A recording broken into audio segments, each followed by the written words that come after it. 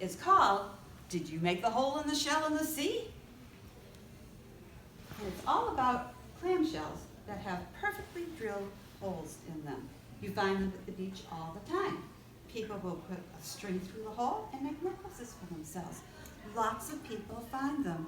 Not many people know what sea animal drills that hole. And when I do sea animals at schools and I finish talking about it, the teachers will get up and say, well, I learned something today too.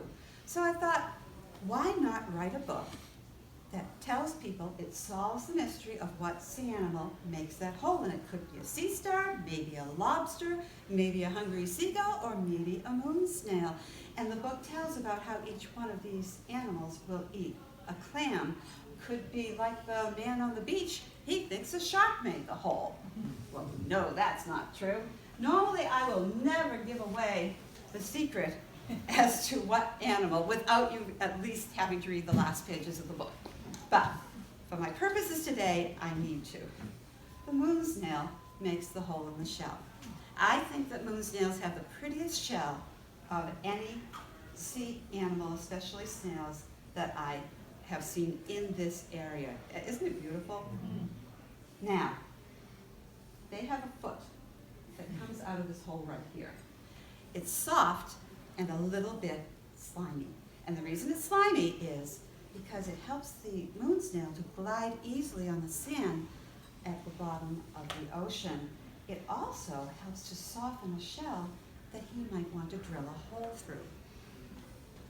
The foot can get really big and it can get really small. And the way he does that is by sucking salt water into his foot.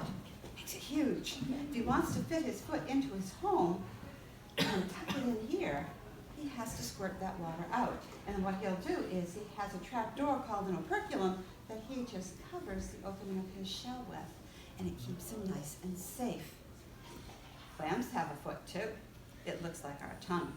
And he can dig way down into the sand and hide. He's happy as a clam. He thinks he's down there safe and secure. What he doesn't know is that our moon snail friend, by being able to suck water into his foot and squirt it out, is able to dig down to exactly where that clam is. He'll wrap his foot around the clam, drag it up to the surface of the sand, and then he'll take out his tongue that have teeth on it. It's called a radula, and he'll scrape back and forth, back and forth, back and forth until he's drilled a perfect hole in that shell.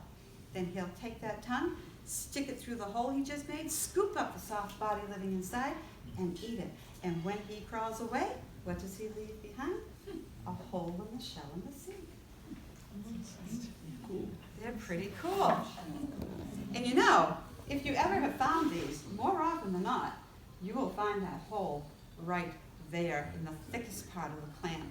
It's like the moon snails have a sense about where they need to drill. You can occasionally find one down here, but not very often.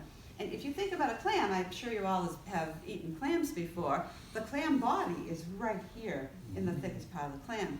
So the moon snail knows that if he drills right there, when he sticks his tongue in, because it's only so long, he'll be able to grab the clam out of there. If he drills here and he sticks his tongue in, he might not be able to reach the whole clam. So they are really brilliant little animals.